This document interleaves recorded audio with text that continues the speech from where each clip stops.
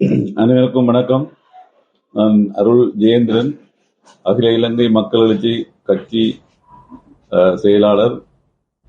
எங்களோட கட்சி சார்பாக நாங்கள் கடந்த கூட்டத்தில் எடுத்த தீர்மானங்களை இந்த மீடியா மூலமாக மக்களுக்கு வெளிப்படுத்த வேண்டிய காரணத்தால் இன்று எங்களோட மீடியாவுக்கு ஒரு அறிக்கையை கொடுக்க வந்துள்ளேன்.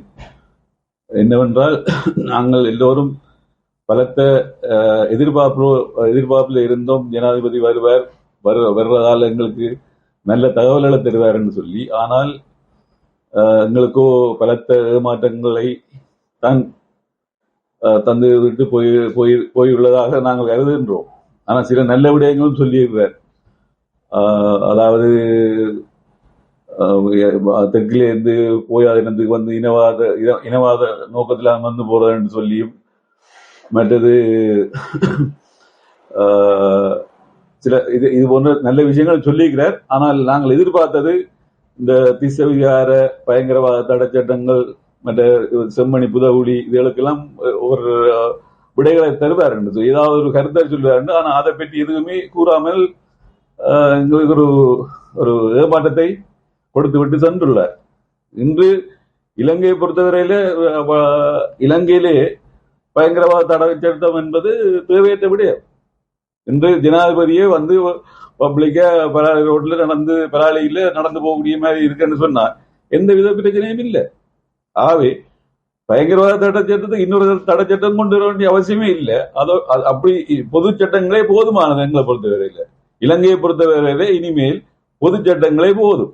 இன்று பயங்கரவாதம் செய்வதற்குரிய ஆக்கள் எதுவுமே இல்லை என்றே கருதக்கூடிய மாதிரி நாடு இப்ப முன்னேற்றத்தை நோக்கி நகர்ந்து கொண்டு போகின்றது.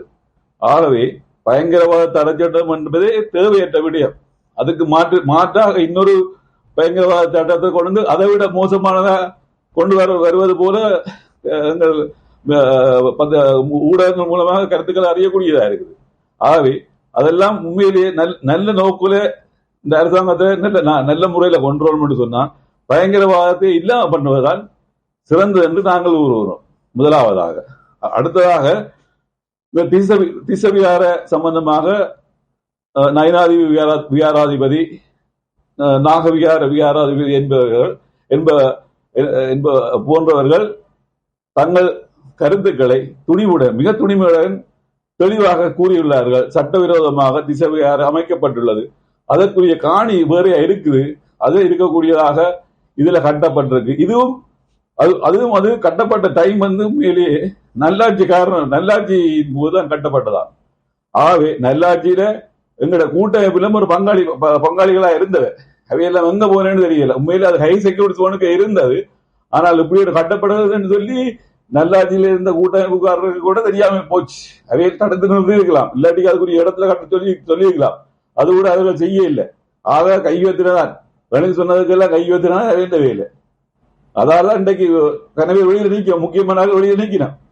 ஆகவே அந்த திசவிகார வந்து சரியான இடத்துல அமைத்து, அதாவது அந்த திசவிகாரிக்கு என்று உள்ள காணியில அந்த கோவில விகாரையை கட்டி அந்த மக்கள் அந்த இப்ப இருக்க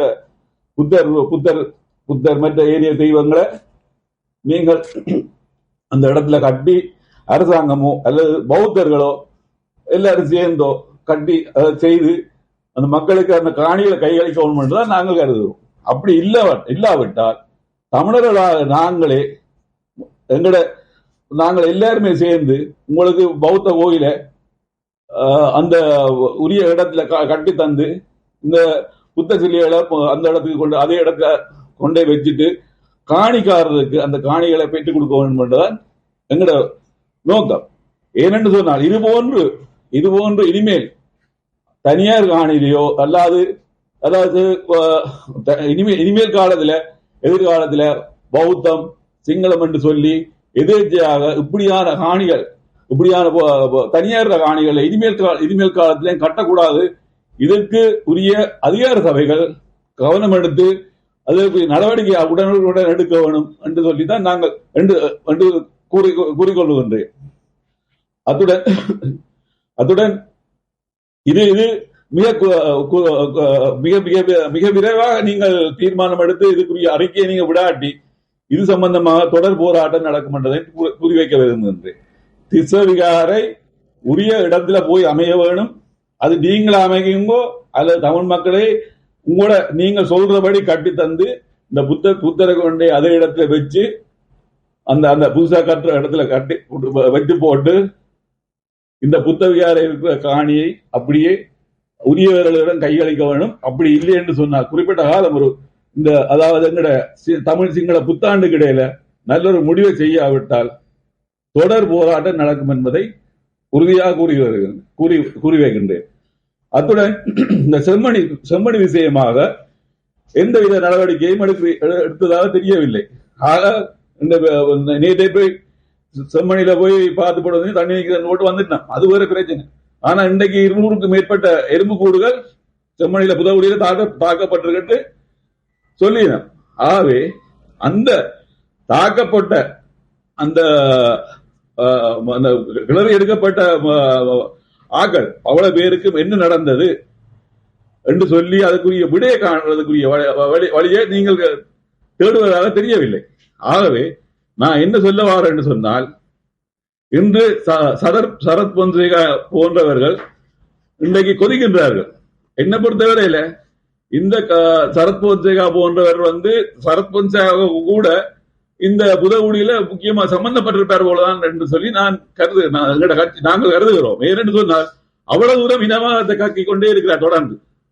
ஆகவே முதல் அவரிடையும் விசாரிச்சு ஏனைய ராணுவ அதிகாரியுடையும் விசாரிச்சு ஏன் இந்த கிருஷ்ணாந்தி வழக்கில் கைது செய்யப்பட்ட ராஜபக்ச என்பவர் சொல்லியிருக்கிறார், நான் சம்பந்தப்பட்ட இதெல்லாம் வெளிப்படுத்துவேன், எனக்கு அதுக்கு சந்தர்ப்பத்தை தாங்கோ, நான் யாருன்னு சொல்லி என்னன்னு சொல்லி நான் வெளிப்படுத்துறேன்னு சொல்லிக்கிறேன்.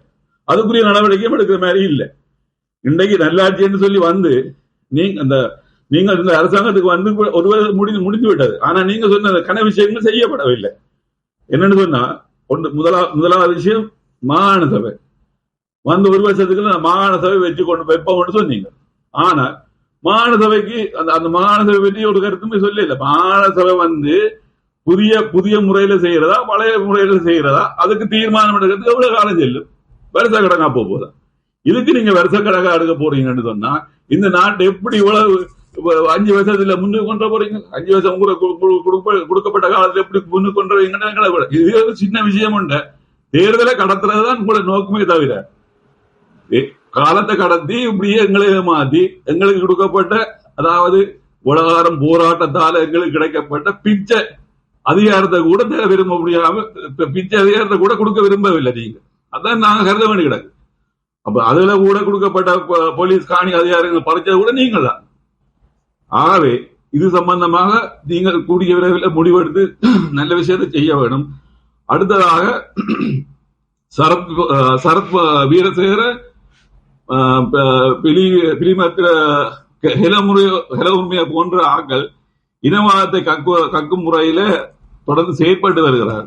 ஆகவே எங்களை பொறுத்தவரை நீங்கள் இனிமேல் காலத்தில் தொடர்ந்து இனவாதம் இல்லாம இந்த நாட்டை கொண்டு போகணும்னு நினைச்சா நீங்கள் ஒரு பாராளுமன்றத்திலே ஒரு சட்டத்தை உருவாக்கி அதாவது இனவாதம் மதவாதம் தேசவாதம் பேசுபவர்களை அது பார்லிமெண்ட்லயும் சரி அல்லது வெளியில இருந்தாலும் சரி கைது செய்து நடவடிக்கை எடுக்கலாம் என்று சொல்லி ஒரு சட்டத்தை உருவாக்குவதுதான் சிறந்த வழியாக இருக்கும் என்று நாங்கள் கருதுகின்றோம்.